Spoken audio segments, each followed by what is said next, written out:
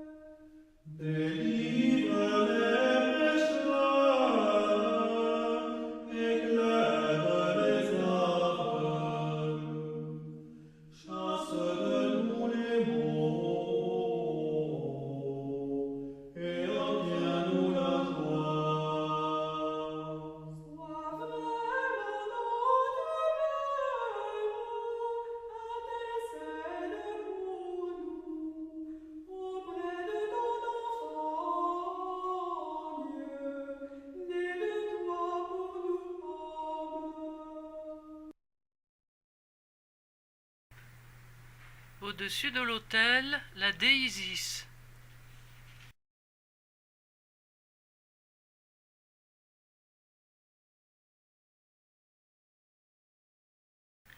Au pied du Christ, la Vierge vêtue de la nuit étoilée, le croissant de la lune retient un pan de son manteau qui couvre nos péchés. Ses pieds reposent sur la terre et une colombe suit son auréole. En face de la toute pure, Saint Jean-Baptiste. Il présente à son Créateur la coupe du baptême, ses pieds reposent dans les flots du Jourdain. Sous l'escabeau du Seigneur, l'ange bleu de l'air et l'ange pourpre du feu.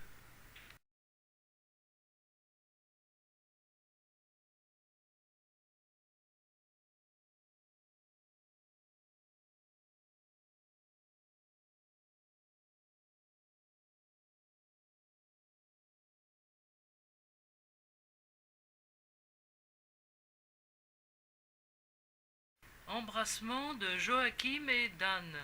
Joachim, père de la Vierge, averti par un ange, est accouru de la montagne et embrasse sa femme, Anne, toute rayonnante. Ils savent qu'ils auront une fille qu'ils appelleront Marie.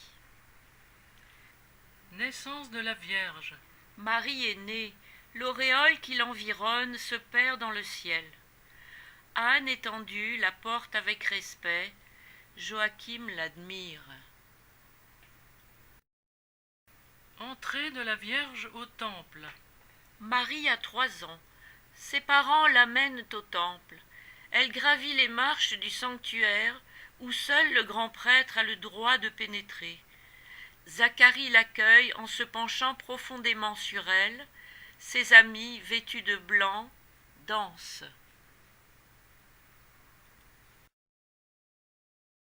Marie dans le temple. Marie est dans le temple qu'elle ne quitte jamais.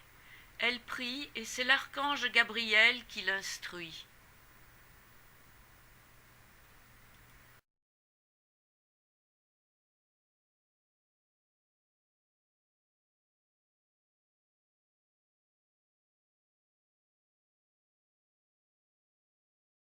L'Annonciation.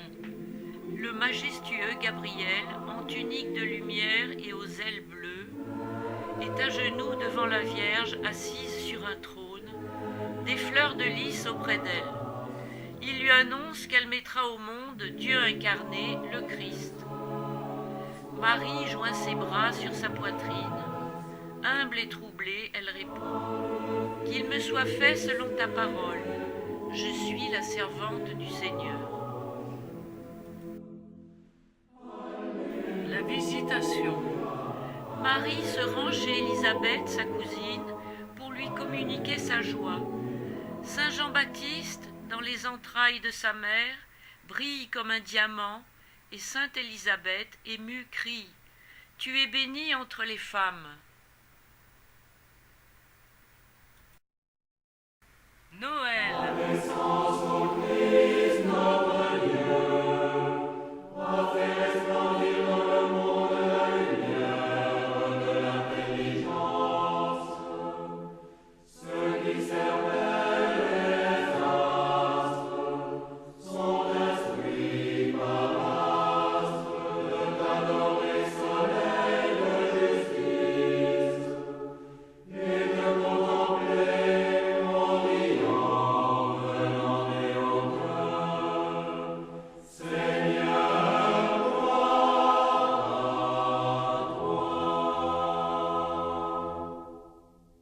Les rois mages.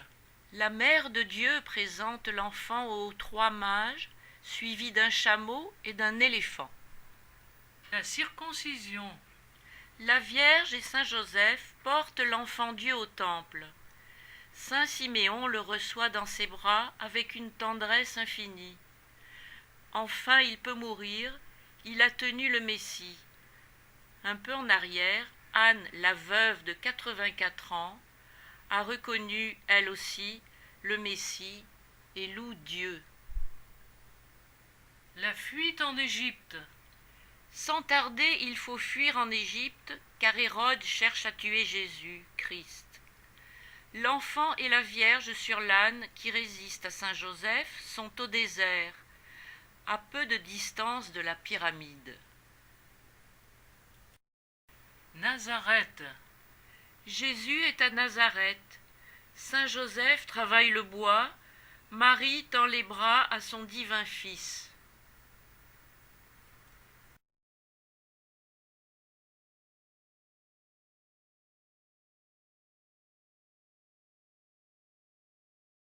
Jésus parmi les docteurs. La Vierge et Saint Joseph retrouvent enfin Jésus dans le temple de Jérusalem, discutant avec les docteurs d'Israël. Jésus n'a pas suivi ses parents en route pour Nazareth et il le cherche depuis 3 jours.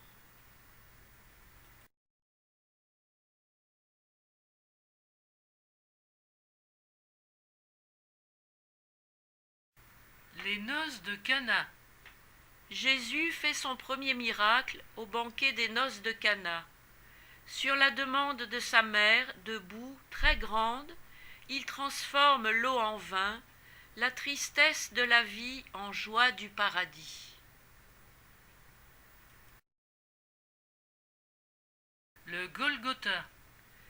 Jésus-Christ est crucifié. À droite de la croix se tiennent Marie et Jean le bien-aimé. À gauche, Marie de Magdala et Marie, femme de Cléopas, ceux qui ne l'abandonnèrent jamais.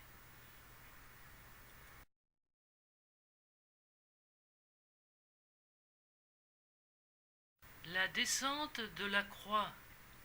Le Christ a été descendu de la croix. Il est sur les genoux de sa mère qui étend ses bras de croix vivante. 2 hommes, Joseph d'Arimathie et Nicodème, sont agenouillés. Derrière se profilent le calvaire et le sépulcre.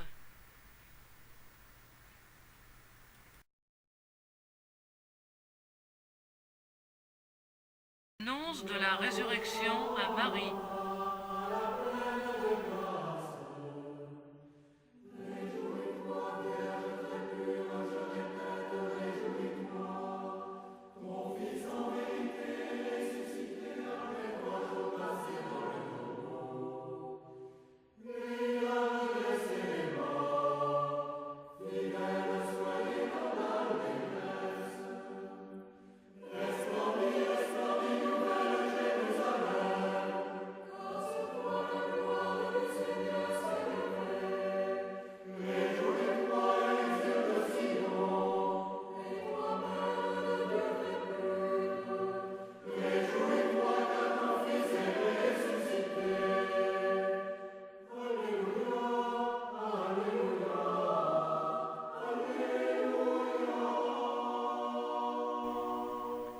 L'Ascension.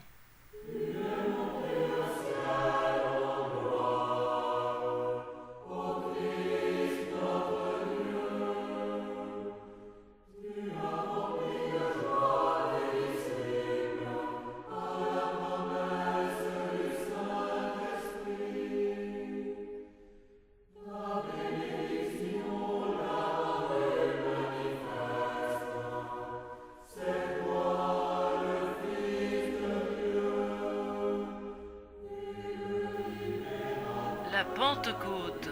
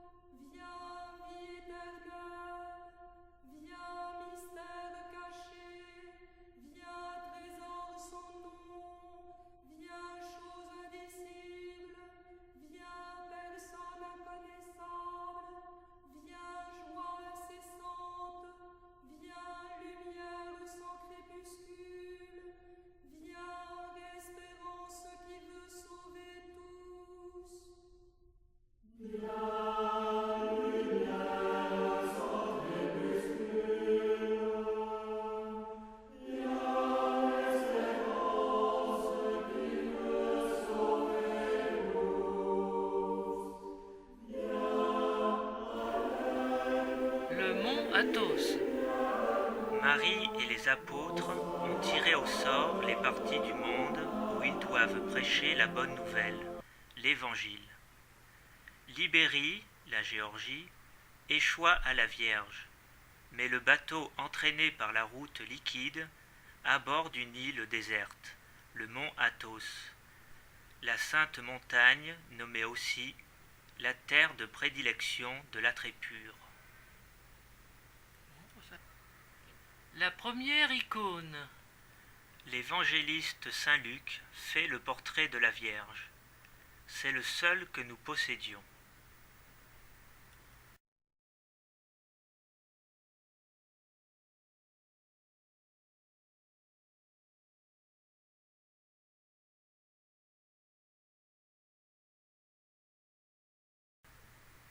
La Dormition. La Vierge s'est étendue volontairement pour mourir. Les apôtres, hormis Thomas, ont été miraculeusement prévenus et transportés autour de sa couche. Le Christ, auréolé de chérubins ignés, se penche sur son corps terrestre et tient son âme sous la forme d'un enfant.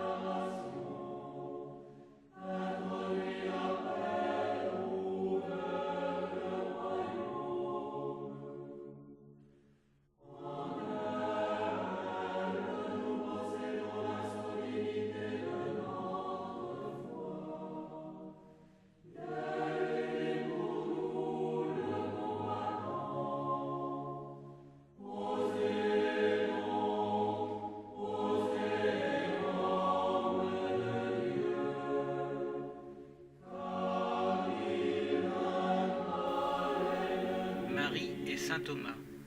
Thomas l'incrédule est arrivé trop tard. Il veut la voir morte, il ouvre le tombeau et s'agenouille. Du tombeau vide jaillit une touffe de lys embaumée. La Vierge lui apparaît, environnée d'anges. Thomas s'écrie « Tu es ressuscité, ô tabernacle de sainteté !» Le couronnement de Marie. Le Christ, ayant devant lui le Saint-Esprit sous forme de colombe, et au-dessus de lui la main du Père, couronne la Vierge. Elle est reine de la terre et des cieux. Sainte Mère de Dieu, sauve-nous. Les 12 sont réunis après l'Assomption pour les agapes. Saint Pierre élève le pain agapique et s'apprête à dire « Christ, sauve-nous » lorsqu'apparaît la Vierge qui leur annonce « Je suis avec vous jusqu'à la fin des temps. Et saint Pierre s'écrie, Sainte Mère de Dieu, sauve-nous.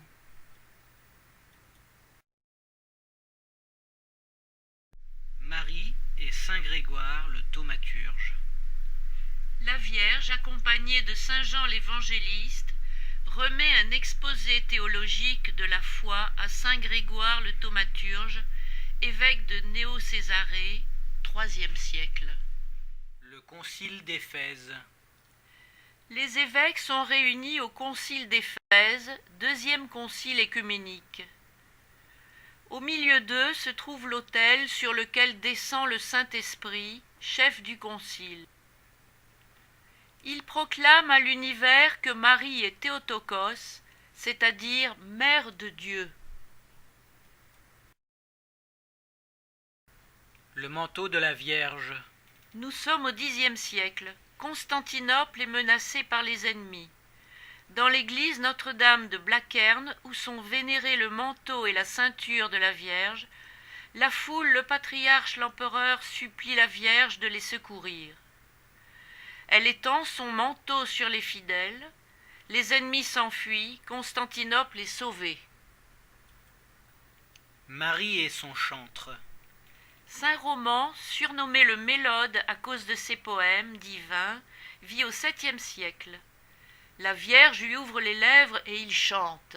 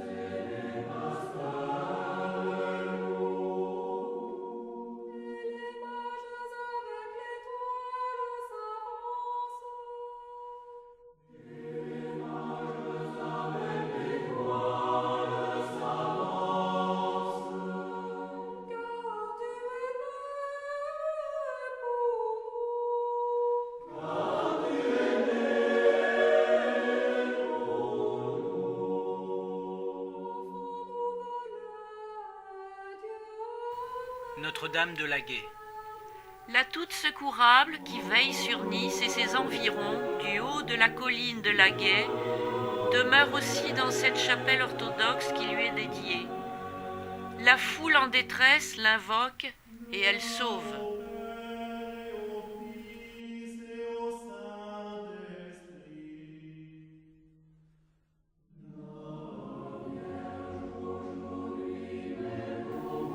Marie et saint Séraphin de Sarov. Saint Séraphin le Lumineux vit en Russie au XIXe siècle. Il accueille tous ceux qui viennent le consulter par ces mots « ma joie » et les congédie en leur disant « Christ est ressuscité ». La Vierge lui rend fréquemment visite. Il invite comme témoin l'abbesse de Dievio, avide de contempler la reine des cieux. Celle-ci s'avance, accompagnée des deux Saint Jean, de Sainte Catherine, de Sainte Alexandra et de deux anges conversant entre eux. Elle s'entretient avec le saint et le désignant à l'abbesse ajoute « Il est de notre race ». Notre-Dame de la Salette. En 1846, la Mère de Dieu se montre à deux pâtres savoyards, Mélanie Calvat et Maxime Giraud. La belle dame en pleurs charge les deux enfants de dire à tout son peuple sa peine, à cause des manquements des chrétiens. Notre-Dame de Lourdes. Sainte Bernadette Soubirous, âgée de 14 ans, est en extase. C'est le 25 mars 1858, fête de l'Annonciation. La Vierge, les mains jointes, lui confie « Je suis l'Immaculée Conception ».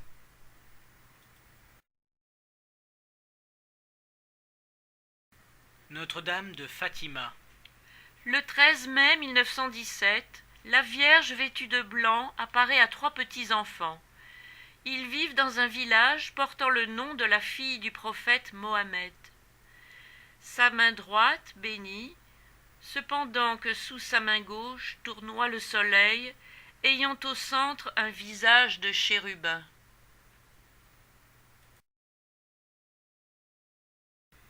Notre-Dame souveraine. Une femme pieuse de Moscou, Eudoxie, la voit en songe en 1917. La Vierge lui demande de chercher son icône.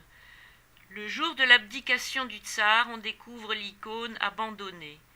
La Mère de Dieu a prophétisé à Eudoxie le flot des martyrs, mais a-t-elle ajouté « Je prends le sceptre royal du monde et les ennemis de mon fils seront vaincus par l'amour. »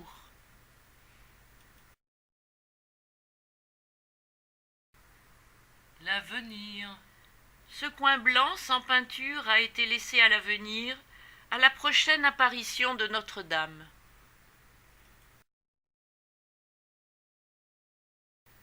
À droite de l'autel, un séraphin élève le pain eucharistique.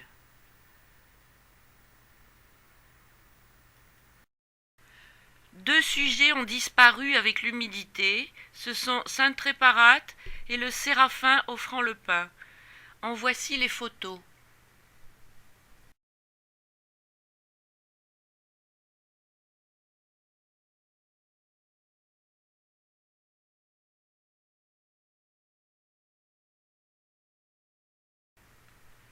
Sous les peintures murales, représentant la vie terrestre et céleste de la toute pure, les 12 apôtres accompagnés chacun d'un saint local. Au milieu, un arbre de la région. Saint Pierre et Sainte Réparate. À droite du Christ, l'enfant martyr Réparate, patronne de Nice, a malheureusement disparu suite à des dégâts d'humidité. À gauche, Saint Pierre présente les clés qui ouvrent le paradis.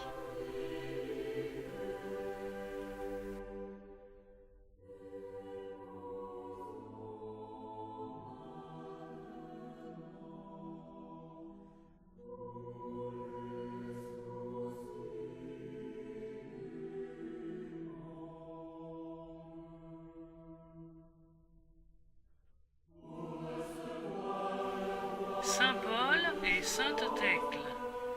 Sainte Thècle, qui subit 3 horribles supplices, tient en ses bras la source miraculeuse qui coule aux environs de Nice et regarde Saint Paul, apôtre des nations, son maître spirituel.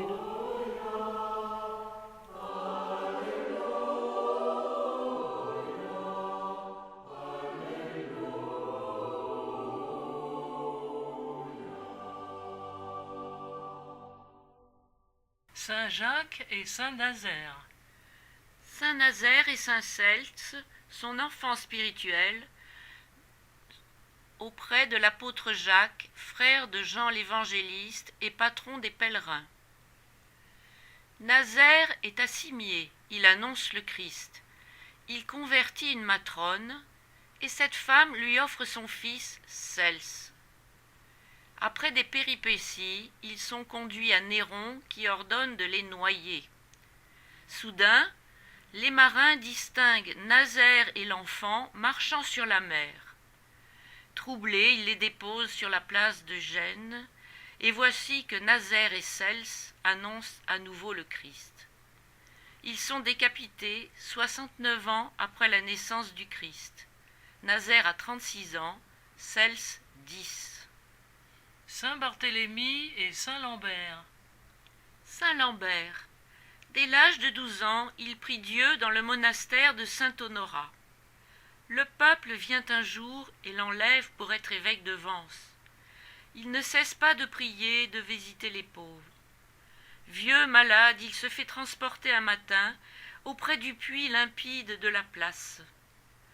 Passe une femme très belle que l'on surnomme la fille du diable. Mais dans son cœur, elle aime Saint Lambert et le respecte. Il l'appelle. « Approche, mon enfant, donne-moi à boire. » La fille du diable lui tend sa cruche. Lambert fait un signe de croix sur la cruche, mais au moment de boire, il dit « Je t'ai demandé de l'eau et non du vin. » En effet, la cruche déborde de vin. Les Vensois se prosternent, et saint Lambert de leur dire « Voyez-vous la puissance du signe de la croix ?» L'iconographe a placé près de l'évêque Barthélemy. Tout un quartier de Nice porte son nom. L'ange de la pureté dirige cet apôtre dont le Christ dit en le voyant « Voici vraiment un Israélite dans lequel il n'y a point de fraude. »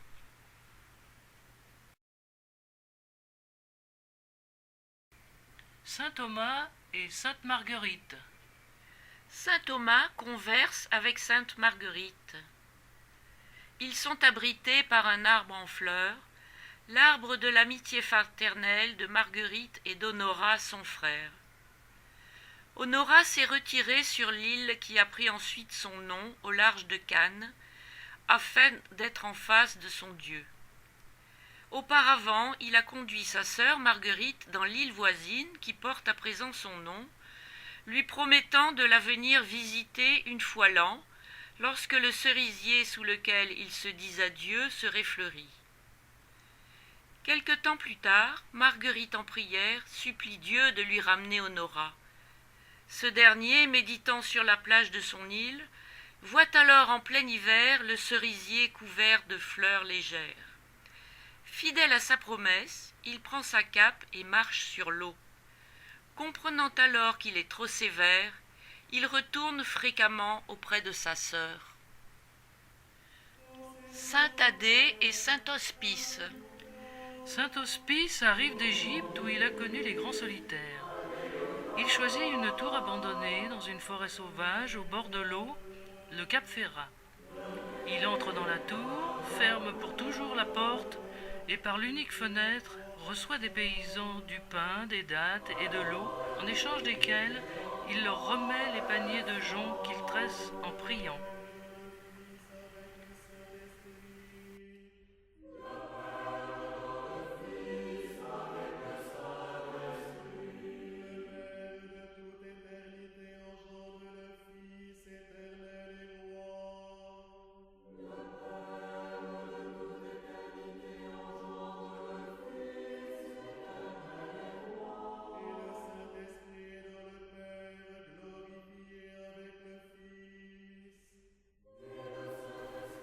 Près de Saint-Hospice, l'apôtre Jude Thaddée présente à la ville de Nice le rouleau de sa prédication.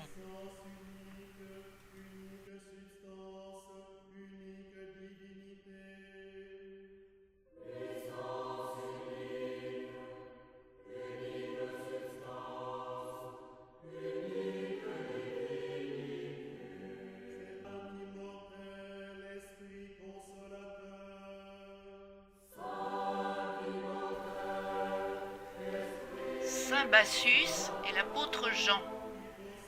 Saint Bassus, premier évêque de Nice, regarde au ciel son étoile, touchant l'apôtre bien-aimé, Saint Jean l'évangéliste. Ce dernier considère le poison qui s'échappe en sifflant de la coupe que l'empereur lui donne à boire.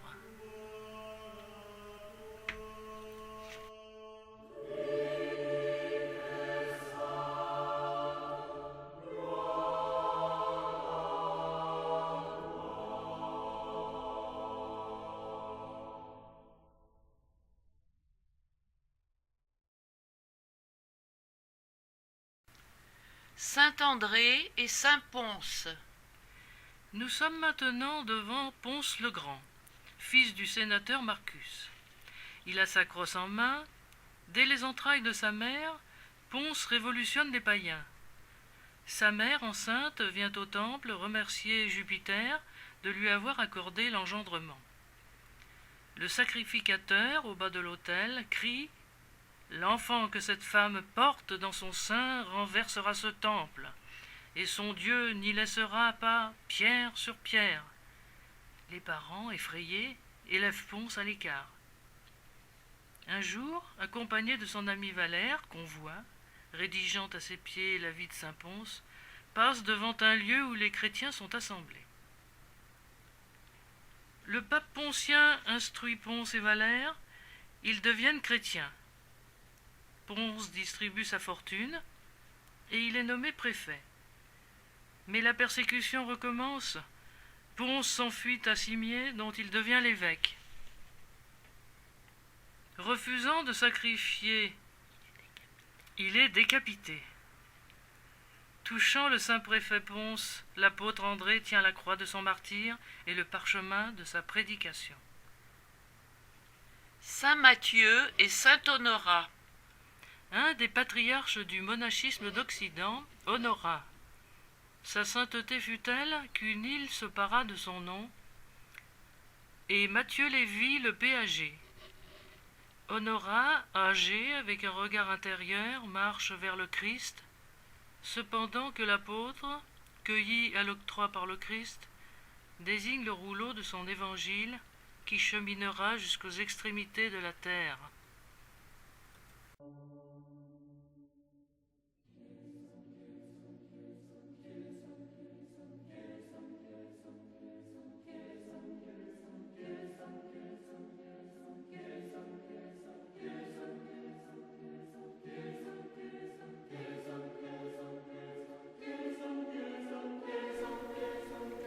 Saint Simon et saint Vincent de Lérins.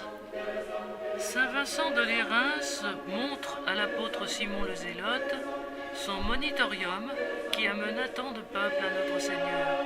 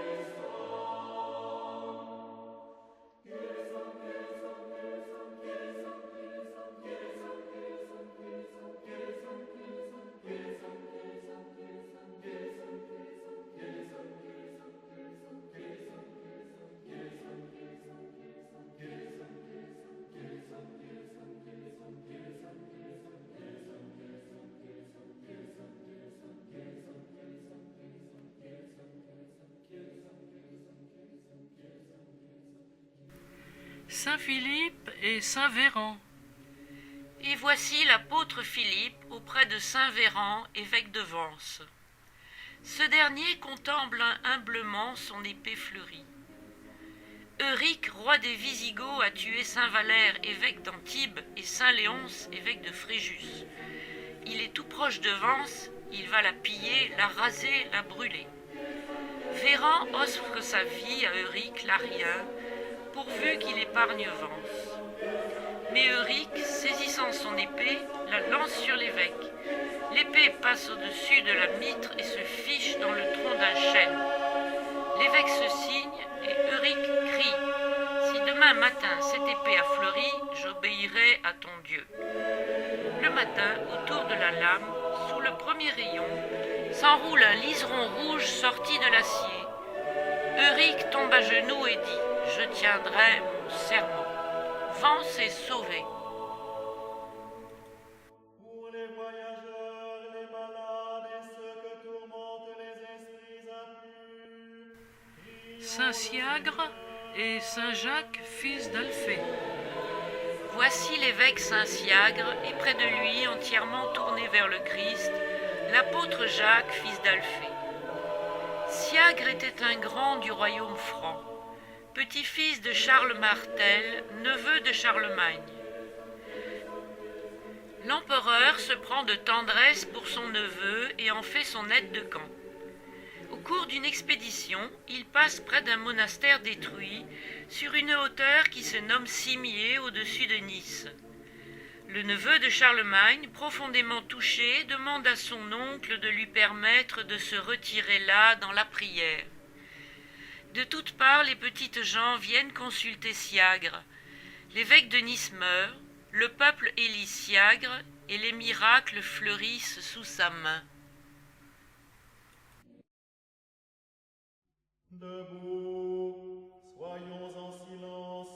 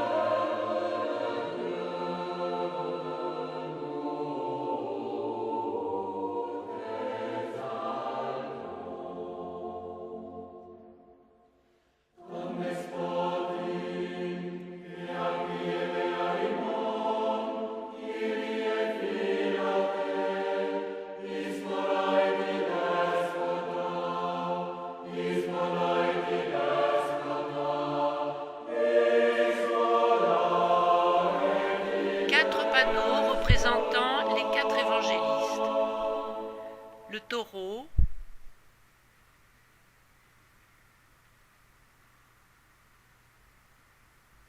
le lion,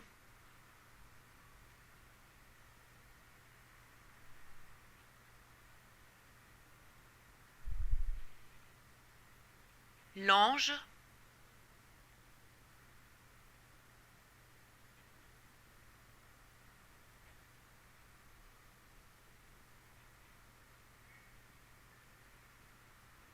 l'aigle.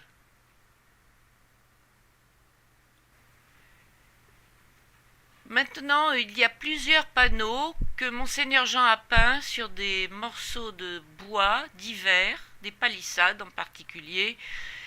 Il a peint ces panneaux rapidement à l'époque où il célébrait la liturgie dans une villa particulière à côté de Nice, avant la création de la chapelle Notre-Dame de la Gué.